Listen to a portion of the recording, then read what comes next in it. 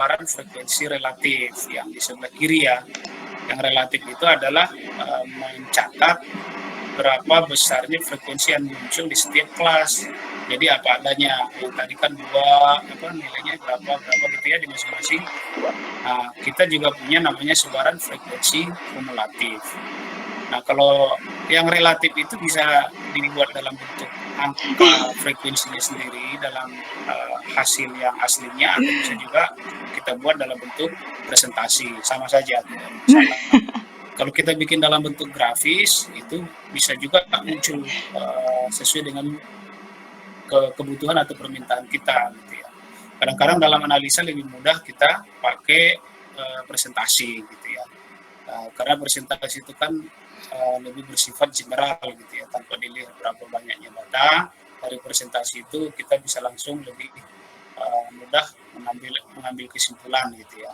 Sekian persen, gitu. Tapi kalau kita sebut ada 33 orang gitu, dari sekian orang masih berpikir kira-kira itu seberapa banyak ya, gitu kan. Tapi kalau sudah dalam bentuk persen, 42% gitu, oh ya hampir separuh misalnya gitu. Ya. Terus yang di frekuensi kumulatif, kalau kumulatif itu kan kita menjumlahkan dari frekuensi yang sebelumnya. Karena nilainya itu adalah frekuensi kumulatif sampai dengan. Jadi kalau misalnya di sini yang di sebelah kanan di kumulatif sampai dengan 70 nilai kelas sampai dengan 789, ya berarti yang sebelumnya 2 ditambahkan dengan frekuensi di kelas yang bersangkutan 33, sehingga kita dapat kumulatifnya adalah 35 gitu ya. Jadi hanya itu saja. Dalam grafis atau tabel nanti ya tergantung kebutuhan kita dari sisi menganalisa itu. Apakah kita menganalisa dari kumulatifnya atau kita menganalisa dari sisi relatifnya gitu. Jadi tidak ada yang baku, nanti kira-kira sesuai dengan sense ya atau kebutuhan dari kita sendiri gitu untuk melakukan pembacaan atau menganalisa data. Nah, ini teman-teman untuk ada tekanan-tekanan gitu ya, penekanan-penekanan dalam memahami data gitu. Artinya kita berpikir kritis bagaimana kita memahami data.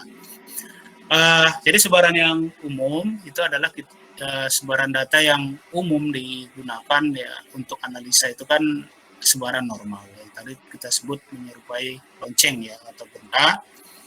Kalau genta itu kan berarti bentuknya ya lonceng lah ya. Numpuk di tengah, kecil di kiri, mulai naik gitu ya. Jadi frekuensi dimulai dari nilai rendah, bertambah menjadi bertambah sedikit demi sedikit ya, sampai mencapai nilai tertinggi, puncaknya, kemudian dia menurun lagi. Ya, karena normal dianggap berarti sebarannya simetris ya, kurang lebih seperti itu simetris. Artinya di kiri dan di kanan itu hampir sama. Jadi kalau data paling kecilnya dan data paling besarnya itu kira-kira secara relatif sama. Nah, kalau dia normal betul ya sama betul gitu. Ya. Jadi kalau dia kurang simetris, ya, kalau kurang simetris berarti bagian kiri dan kanan kan tidak sama gitu ya. Kalau yang benar itu kan kalau andainya kita potong separuh gitu, kalau kita taruh cermin, ya berarti di kanannya persis mencerminkan apa yang di kiri, gitu kan? Berarti kira-kira kiri dan kanan berarti kalau begitu sama. Nah, bagaimana kalau ternyata ada gap gitu, tidak sama? Berarti kalau misalnya numpuk nanti 2 kali ya di sebelah kiri numpuk bentuk tabel seperti berbentuk ini terus muncul lagi di kanan, itu ada kemungkinan itu populasi bukan berasal dari populasi yang sama. Nah, sebagai contoh misalnya ini ya, coba diperhatikan ini kebetulan adalah data di buku pegangan kita ya. Itu ada uang logam ya. Itu ternyata pada tahun 83 atau sebelum tahun 83 itu komposisi dari uang logam itu 95% tembaga, 5% seng. Nah, sejak tahun 83 itu komposisinya berubah menjadi 2,5 tembaga, 97,5% seng.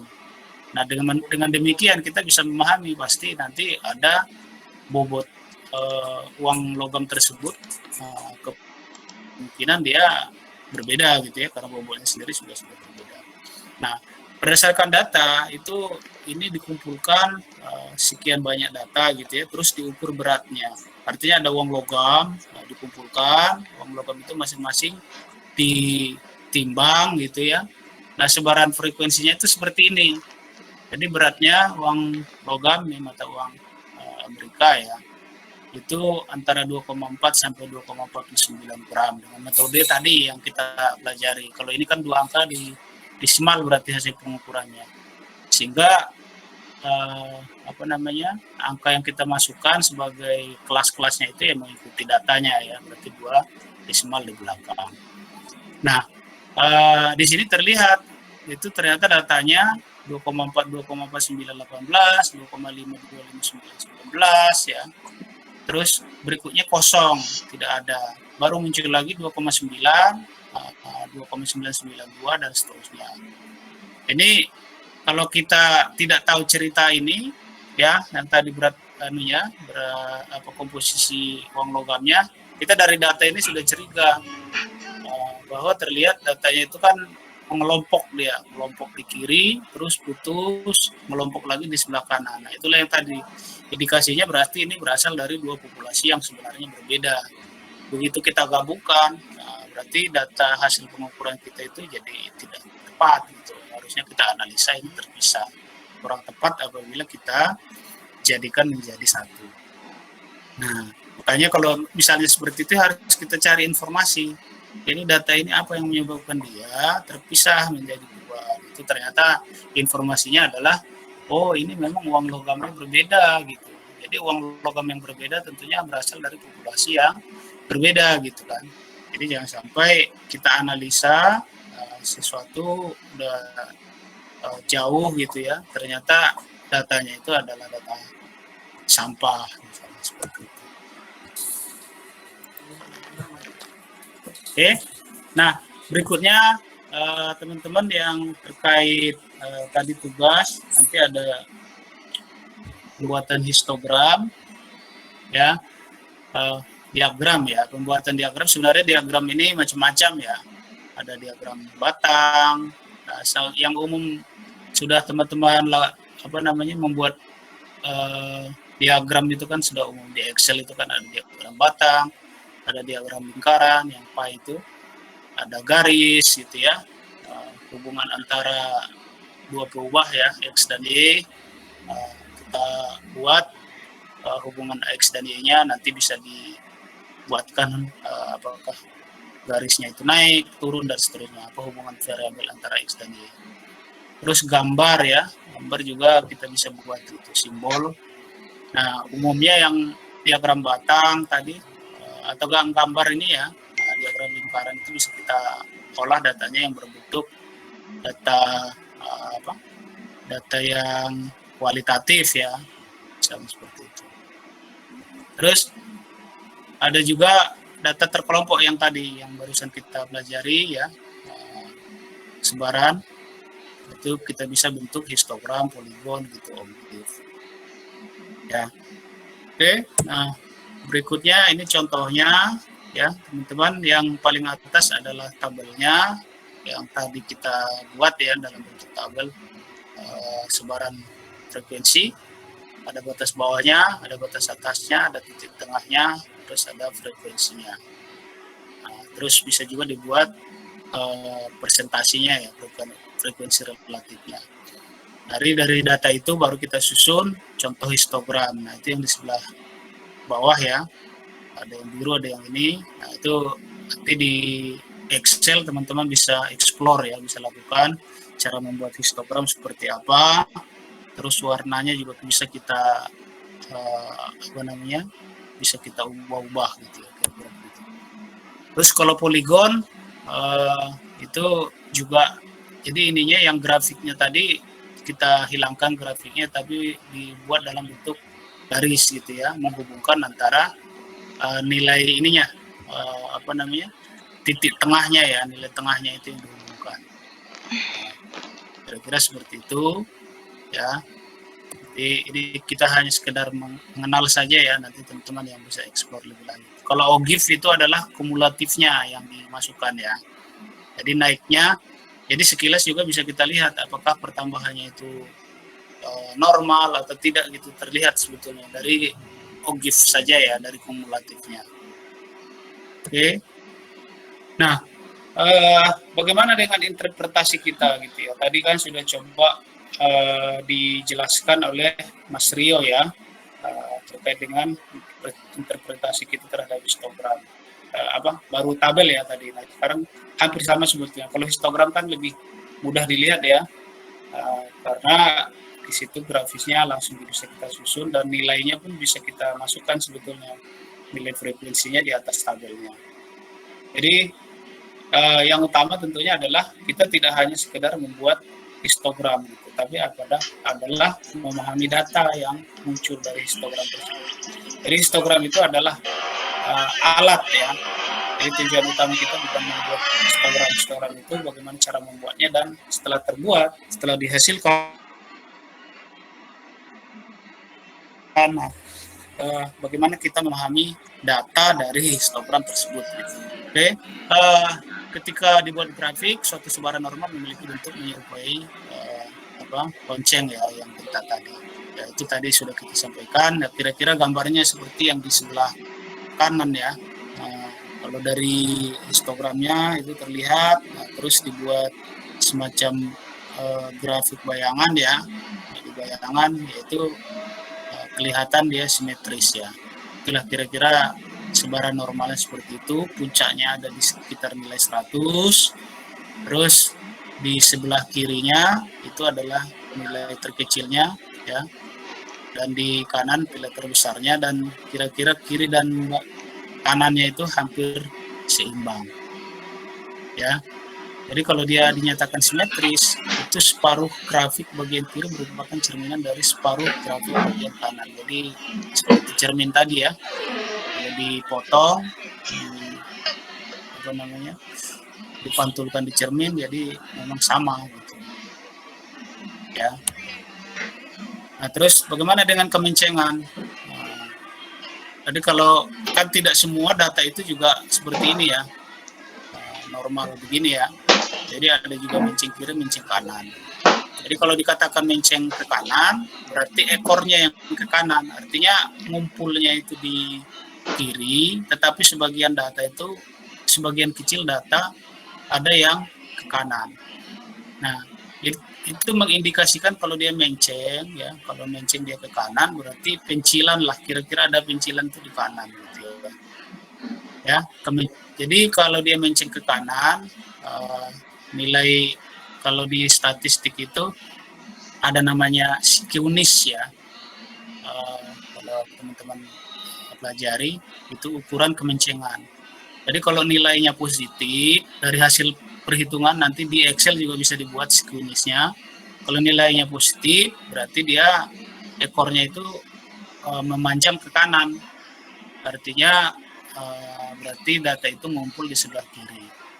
Ya. Demikian sebaliknya, kalau dia negatif ya berarti menceng ke kiri. Memiliki ekor kiri yang lebih panjang. Ya. Nah, ini kira-kira coba kita diskusikan teman-teman ya. Ini ada 4 gambar ya, 4 grafik.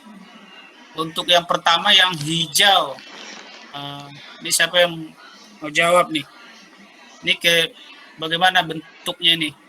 Kita hanya menjawab tadi ya, normal, apakah dia menceng kiri kanan atau apa lagi gitu. Siapa yang mau jawab? Yang pertama? Normal.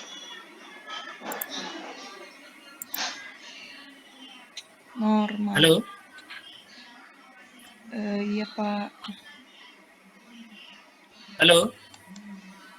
Kedengaran? Iya, Pak. Kedengaran, Pak. Kedengaran, Pak. Nah, Kedengaran Iya, Pak. Pak. oke, nggak ada. Saya tunjuk aja ya. Yoga Pranata. Iya, Pak. Ya, ini saya besarin lagi ya. Iya, coba. Apa Normal, Pak. tanggapannya terhadap itu? Hah? Yang hijau. Normal, Pak. Normal. Dengan alasan Karena simetris kanan kiri. simetris, terus ngumpul di Di tengah ya. tengah. Ya. Nah, kiri dan kanannya hampir sama. Oke, kasih. Nah, selanjutnya saya tanyakan apa lagi nih?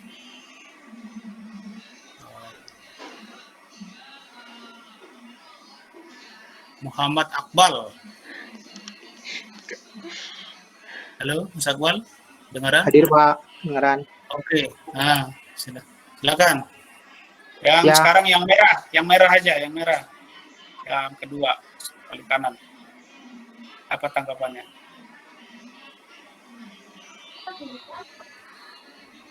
Ini itu. Gimana? Yang merah Ini sebarannya gimana kira-kira? hampir menyeluruh ya, Pak? Iya, ini namanya seragam dia kalau begini. Seragam. Oke. Iya, jadi tidak normal ya. Kalau normal itu kan menyebar dia harusnya. Kalau ini agak sulit ini. Tadi hampir semua nilainya sama gitu. Ini namanya seragam. Seragam. Nah, Ya, Pak. oke. Terus yang berikutnya saya tanyakan Saya apa nih? Hana Pak Hana. Vanessa Dea. Hadir Ya, Pak. silakan. Ya, sekarang yang paling kanan, paling bawah. Yang putih ya Pak. Yang bawah aja, yang hitam. Yang paling kanan. Itu sebarannya kurang merata karena ada menceng di sebelah kanannya. Ya, ini mencengnya kiri maksudnya ya. Yang kiri, Pak. Menceng kiri itu adalah ekornya panjang ke kiri. Karena kalau kita lihat kan ekornya yang ke kiri yang panjang kan. Yang kanan itu kan pendek. Nah, mengumpulnya kan dia di nilai lebih dari 80 ini ya. Kira-kira 82, 80-an lah ya. Nah, itu ngumpul banyak di sana, tetapi di kiri sedikit, cuman dia panjang, tetap ada juga yang jauh di kiri gitu. Jadi kalau kita lihat data ini kan sebenarnya rata-ratanya itu kira-kira di 82-an, 83 ya. Nah, paling tinggi itu kira-kira 95-an gitu ya. Tetapi ternyata bayangkan nilai rata-ratanya itu 82, 83-an. Ternyata ada juga yang punya nilai 50 gitu. Itulah yang dimaksud tadi. Jadi ada semacam pencilan ini harus dipelajari nih kan. Ini kenapa si A ini nilainya kok rendah sendiri gitu kan. Ada masalah apa, jangan-jangan sakit atau seperti apa gitu. Kira-kira begitu. Ya, atau salah data kita. Jadi antara kiri dan kanan yang bawah itu kan kelihatan. Yang satu yang kiri itu menceng ke kanan, yang paling kanannya yang hitam adalah menceng kiri. Jadi kalau yang paling kiri tadi, yang putih, ini kan sekunisnya atau nilai kemiringannya, ini yang positif ya, ekornya panjang ke kanan. Sedangkan yang satunya negatif. Nanti kalau muncul hasil analisanya sekunisnya positif, oh iya ini menceng kanan ini, gitu ya. Nah, oke. Ya, terima kasih. Kita lanjut lagi, masih ada waktu ya. Nah, menilai kenormalan plot kuantil, ini kita juga banyak cara menguji kenormalan itu. Secara tadi grafis, bisa juga pakai plot kuantil, ya. Tadi kuantil nanti dari nilai hasil pengukuran kita itu kita kita cari selisihnya ya. Jadi misalnya kita punya nilai pengukuran, terus kita cari nilai rata-rata gitu, terus nilai hasil pengukuran kita tuh masing-masing kita selisihkan dengan nilai rata-ratanya, akan nanti muncul data baru gitu ya. Nah, setelah data baru itu kita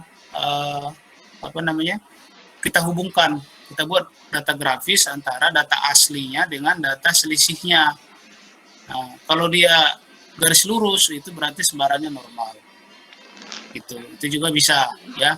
Jadi selain tadi secara visual kita bisa lihat langsung datanya dari histogram, bisa juga dari melihat selisihnya ya. Ini macam-macam gitu. Kalau misalnya sebarannya tidak normal, pasti garisnya itu tidak memiliki garis lurus atau ada pola-pola tertentu gitu. Nah, ini sebagai contoh ya, teman-teman ya. Ada nilai hasil pengukuran kita itu adalah X value yang di bawahnya. Kalau yang pas itu ya adalah yang paling bawah yang sebelah kanan ya. Nah, sebagian data dia ada di sebelah kiri, ada yang di tengah, ada yang di sebelah kanan. Jadi nilai yang di Y-nya yang atasnya itu adalah selisih tadi, selisih antara nilai hasil pengukuran dengan nilai rata-ratanya yang muncullah itu. Nah, itu kita cari ya hubungannya. Kalau yang di sebelah kanan paling bawah kiri, nah itu kan terlihat itu datanya tidak menunjukkan garis lurus ya. Berarti ini bisa disimpulkan datanya tidak normal. Oke. Ada yang mau ditanyakan dulu sebelum kita lanjutkan?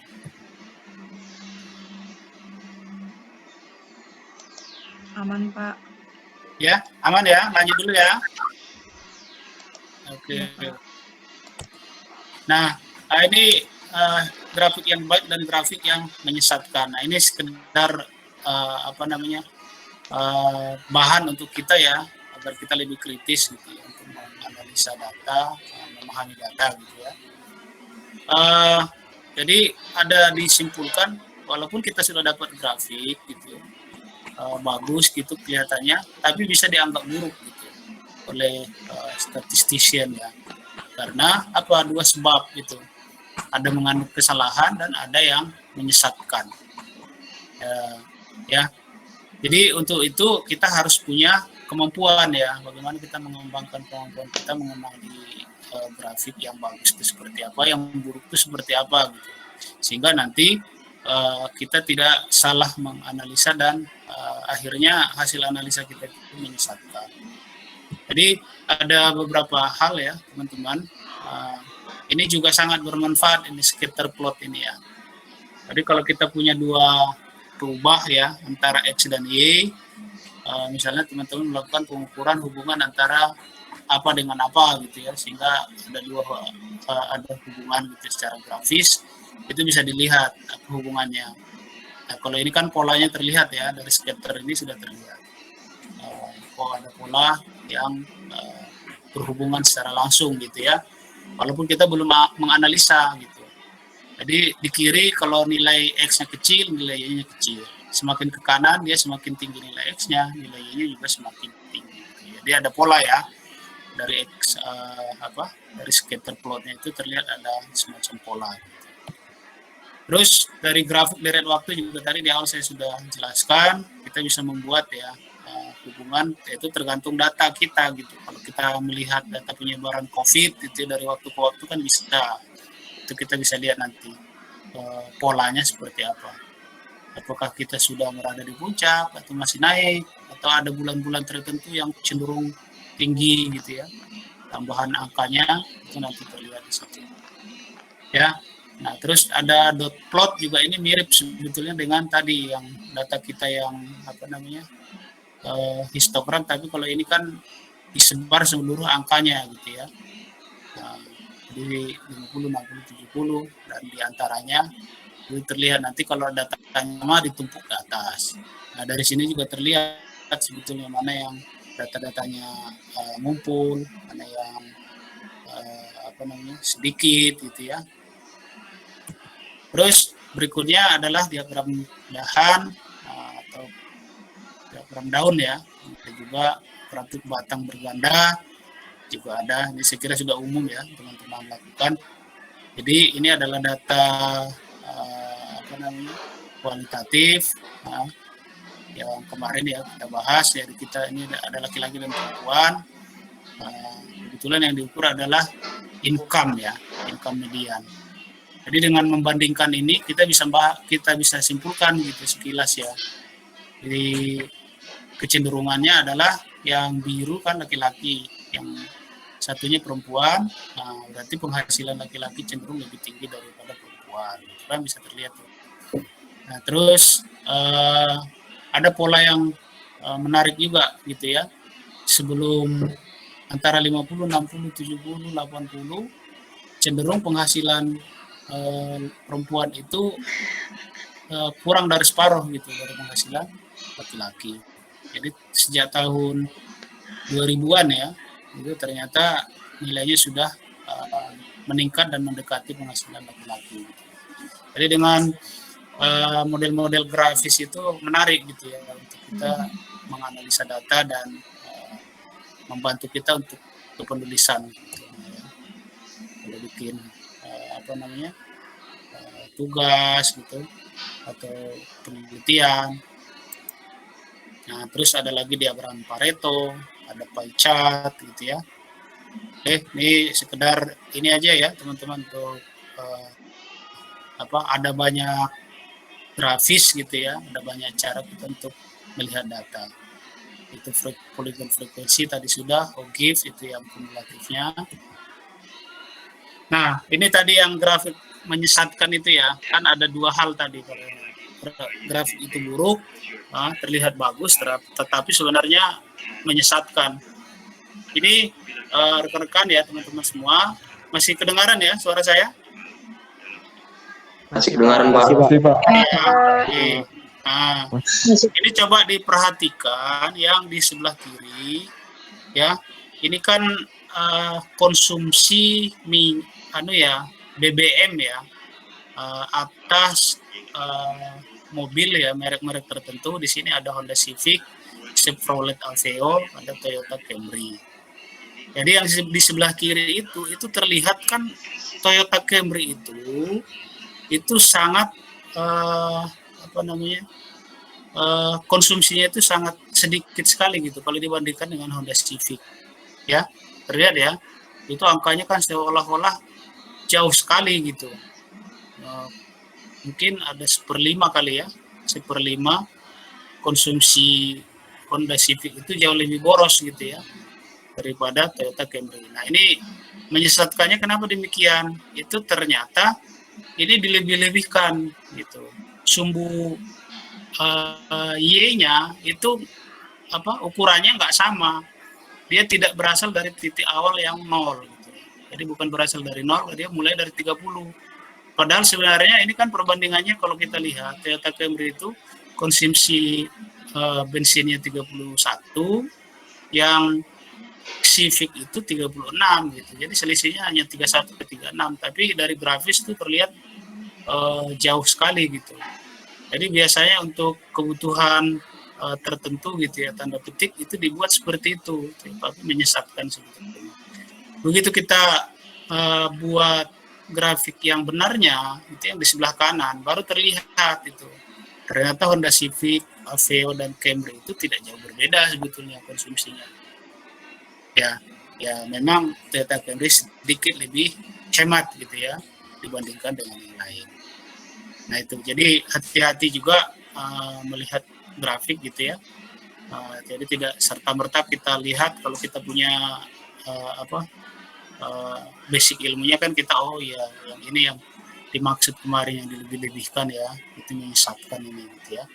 Dan jangan pula nanti kita jadi aktornya ya, kita yang membuat untuk melebih-lebihkan tadi. Nah terus ada juga yang ini ini yang sulit dipahami juga gitu ya. Atau juga yang di sebelah kanan ya, yang sebelah kanan itu sebetulnya kalau dilihat kan macam-macam cara kita membuat grafis itu ya. Nah yang sebelah kanan juga ini juga tidak proporsional sebetulnya. Nah, karena antara terkecil dengan terbesar ini kan penghasilan ya berdasarkan tingkat pendidikan.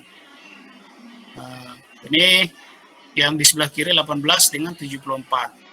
Kalau dilihat kan perbandingannya hanya 4 kali ya, tapi begitu dibandingkan di sini dia buat seolah-olah berpuluh-puluh kali besarnya. Ini juga yang dilebih-lebihkan tadi. Jadi tidak yang sebenarnya ya dibuat. Nah, ini ada kaidah penting ya yang disarankan oleh Edward Wolfte. Nah, ada beberapa di sini ya. Nah, untuk gugus data yang kecil, kalau menurut yang bersangkutan itu sebetulnya tidak perlu grafik-grafik yang sangat canggih-canggih ya, cukup gunakan tabel gitu. Ya, terus ada lagi agar pembaca, sebenarnya kita membuat itu bagaimana agar pembaca itu mudah memahami gitu, bukan rancangannya itu yang canggih gitu, sebenarnya jadi mengganggu kayak yang tadi yang sebelum ini ya. Ini saya sampaikan, ini kan yang di sebelah kiri itu kayaknya bagus sekali gitu ya, canggih pakai tapi sebenarnya susah dipahami juga gitu karena tidak tidak proporsional gitu ya yang disampaikan itu ya. Jadi sebenarnya intinya fokusnya itu ke data, jadi bukan kepada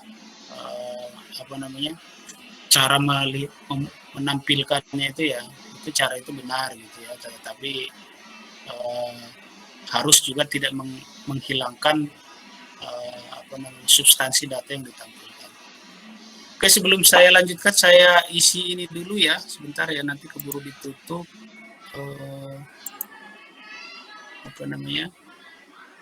aplikasinya.